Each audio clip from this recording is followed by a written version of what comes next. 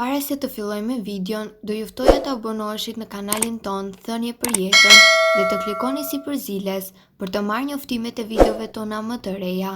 Faleminderit. Mjeku je purdhër.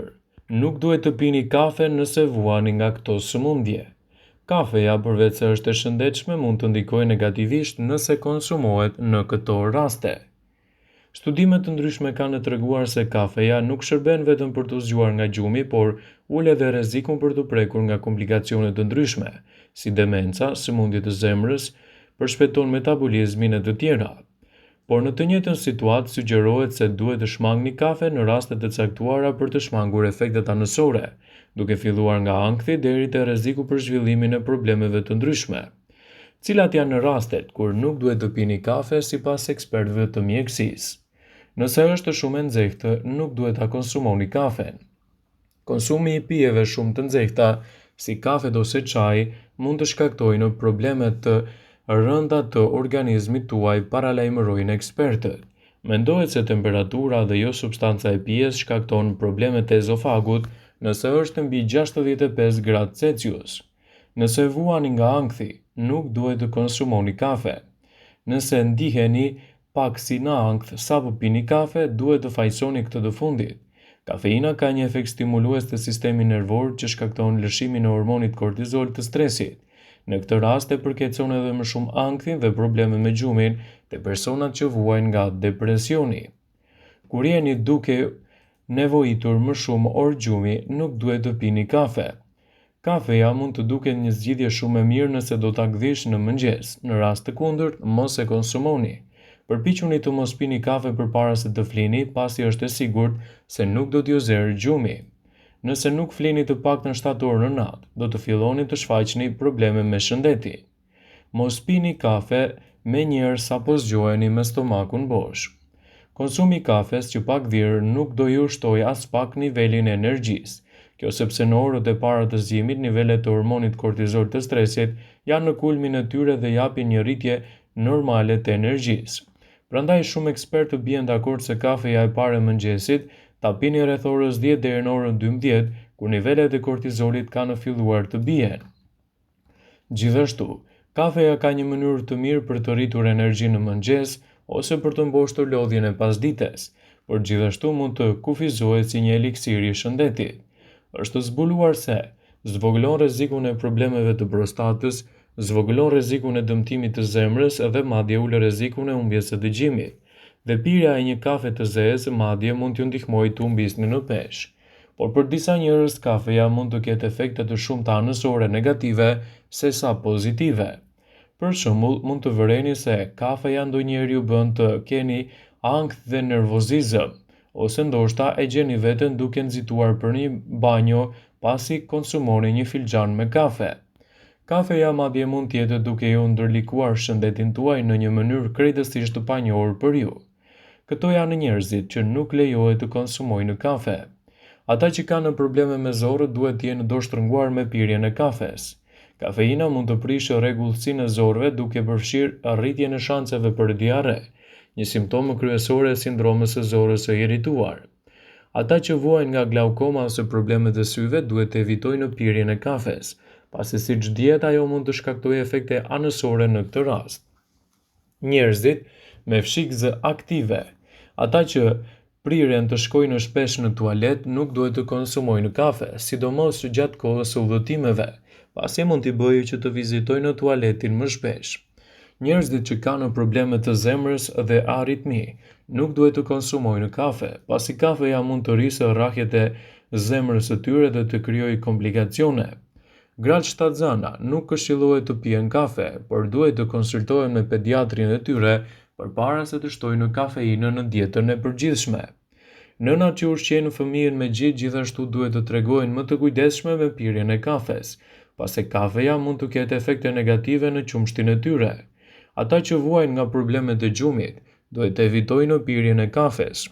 Kafeina që përmban kafeja është një stimulues dhe gjithashtu do të rrisë problemet e pagjumësisë. Kafeja sidomos nuk duhet të pihet në orët e vona të pasdites. Gjithashtu, Personat që vuajnë nga ankthi ose kanë atak panik duhet të evitojnë pirjen e kafes pasi ajo mund të nxjisë përkeqësimin e simptomave të tyre.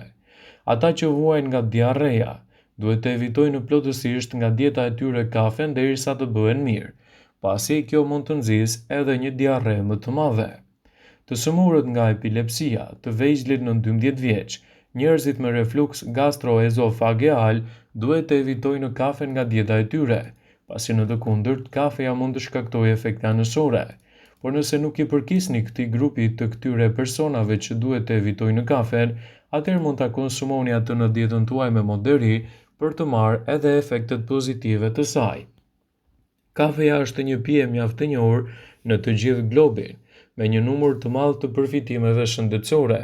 Fal niveleve të larta të antioksidantëve dhe lëndëve ushqyese të dobishme, gjithashtu duket se është mjaft e shëndetshme. Studimet tregojnë se personat që konsumojnë kafe rrezikojnë shumë më pak nga disa sëmundje të rënda. Këto janë përfitimet kryesore të kafes në shëndet, sipas ekspertëve të Healthline. Ajo mund të përmirësojë nivelin e energjisë dhe t'ju bëjë më të zgjuar.